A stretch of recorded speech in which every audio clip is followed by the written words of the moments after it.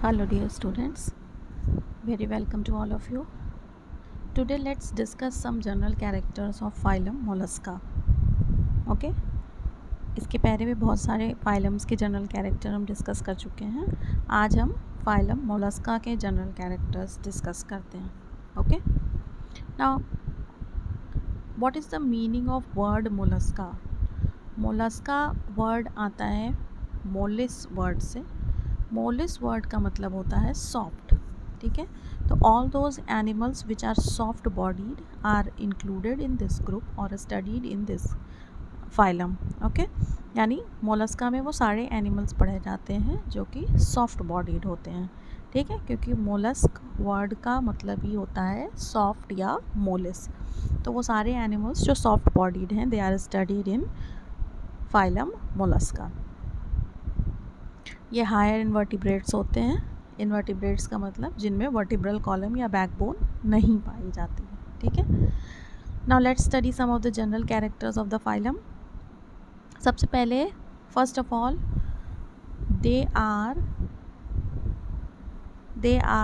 coelomate animal. Coelomate means the animal consists of a coelom. Coelom का मतलब होता है a cavity which is lined by some germ layer. Okay, either ectoderm or mesoderm or endoderm. If it is lined with mesoderm then it is known as true coelom, but if it is lined with ectoderm or some other germ layer then it is known as pseudocoelom.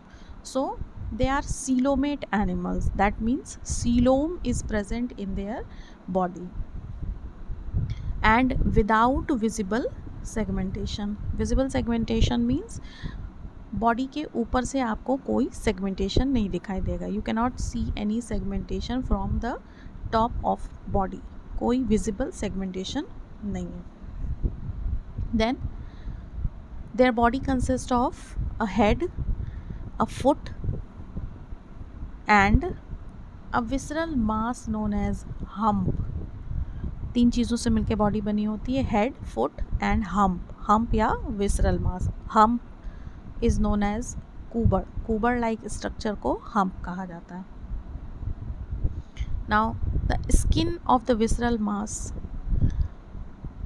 is known as, or the visceral mass is covered by a skin or by a covering or by a extension of skin which is known as mental.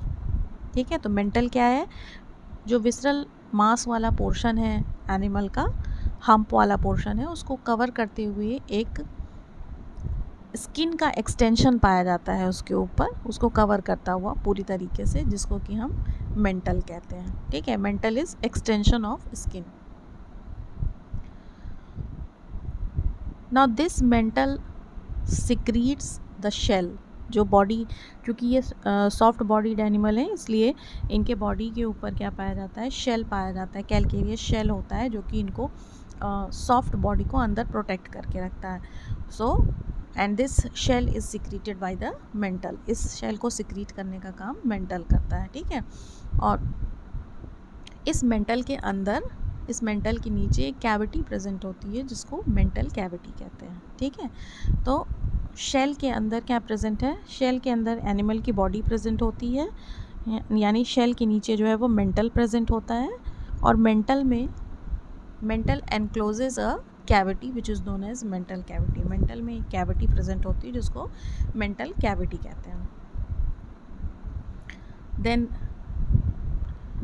जो mollusc होते हैं इनमें breathing के लिए either gills पाए जाते हैं या टिनिडिया पाया जाता है. गिल लाइक स्ट्रक्चर को ही टिनिडिया कहते हैं. ठीक है, तो जब ये पानी में रहते हैं, when they are in aquatic environment, they breathe by gills और ctenidia, but lungs and skin is also found as an accessory respiratory organ. यानी कि जब ये लैंड पे होंगे या कहीं ऐसे दलदली जगह पे होंगे तो लैंड पे ये लंग्स से रेस्पायर करेंगे या दलदली जगहों पे या इस तरह में ये स्किन से रेस्पायर करते हैं. ठीक है, तो मेन चूँकि ये दे आर एक्वाटिक एनिमल्स, तो मेन रेस्पिरेटरी ऑर्गन क्या है, टिनिडिया या गिल है, and accessory respiratory organs are lungs and skin. Now the coelom in their body is represented by the pericardial cavity. ठीक है, pericardial cavity is that cavity in which their heart is present. वो cavity जिसमें heart present होता है उसको pericardial cavity कहते हैं. जहाँ किडनी प्रेजेंट होती है उसको रीनोसील कहा जाता है, और जहाँ गोनैड्स प्रेजेंट होते हैं उसको गोनोसील कहा जाता है. ठीक है, तो सीलोम इनके बॉडी में 3 तरह की कैविटीज़ को दर्शाता है या को रिप्रेजेंट करता है. That is, first is the pericardial cavity in which the heart is present. Second is the renocoel in which the kidney is present. Kidney is the excretory organ. Then third is the gonocoele in which the gonads is present, which are their reproductive organs. Either it can be a testis or it can be ovary. Then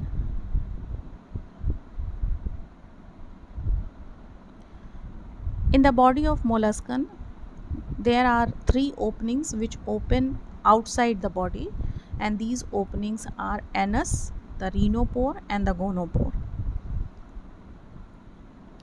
Digestive system usually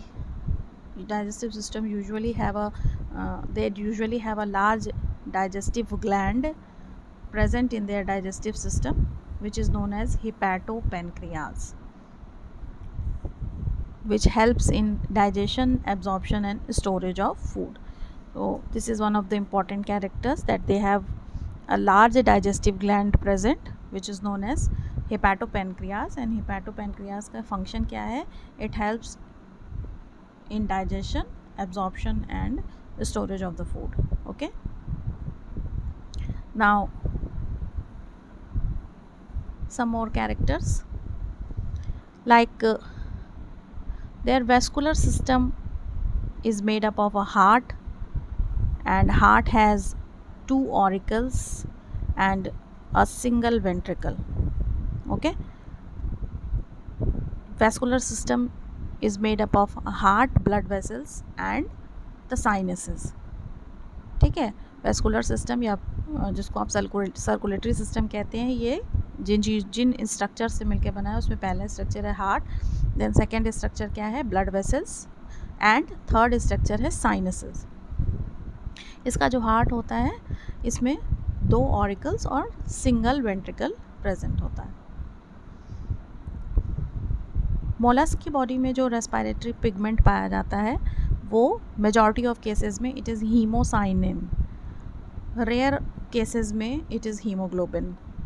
जैसे in our body, human being की body में respiratory pigment is haemoglobin, but in case of mollusc the respiratory pigment is haemocyanin, and rarely hemoglobin is also reported in some of the members of phylum Mollusca. Nervous system consists of ganglions, commissures and connectives.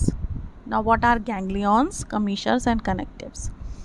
Ganglions are group of nerve cells या एग्रीग्रेशन of nerve sales. बहुत सारी nerve cells एक जगह इकट्ठा होकर एक structure बनाती हैं जिसको गैंग्लियन कहते हैं, जो कि सेंसरी स्ट्रक्चर है. ठीक है, तो what is a ganglion? Ganglion is a aggregation of nerve cells. Then these ganglions remains connective to each other via commissures and connectives. जो ये जो गैंग्लियन होते हैं, अलग अलग गैंग्लियन, जैसे जो ब्रेन में गैंग्लियन प्रेजेंट होगा उसको हम सेरिब्रल गैंग्लियन कहेंगे. जो विसरल पोर्शन में बॉडी के प्रेजेंट होगा उसको विसरल गैंग्लियन कहेंगे. जो माउथ में प्रेजेंट है वो बक्कल गैंग्लियन कहलाएगा, बक्कल कैविटी में प्रेजेंट है. तो ये जो गैंग्लियंस हैं जो अलग अलग एरिया में बॉडी के पाए जाते हैं, ये आपस में कनेक्टेड होते हैं एक दूसरे से वाया 2 थिंग्स. ये 2 चीज़ों से एक दूसरे से कनेक्टेड होते हैं. पहली चीज़ कहलाती है कमीशर और दूसरी चीज़ कहलाती है कनेक्टिव. कमीशर और कनेक्टिव में क्या अंतर होता है? कमीशर उन नर्व्स को कहते हैं या उन स्ट्रक्चर्स को कहते हैं जो 2 सेम गैंग्लियन को कनेक्ट करते हैं. लाइक अगर 2 सेरिब्रल गैंग्लियन हैं, एक राइट साइड में एक लेफ़्ट साइड में, और दोनों को कनेक्ट करता हुआ जो नर्व बैंड या जो नर्व पाई जाएगी वो क्या कहलाएगी, कमीशर कहलाएगी। या दो बक्कल गैंग्लियन को कनेक्ट करता हुआ, या दो विसरल को, या दो पीडल को, मतलब दो सेम गैंग्लियन को अगर कनेक्ट करता है तो दैट इज़ नोन एज उस नर्व सेल को हम क्या कहेंगे, या उस बैंड को हम क्या कहेंगे, कमीशर कहेंगे।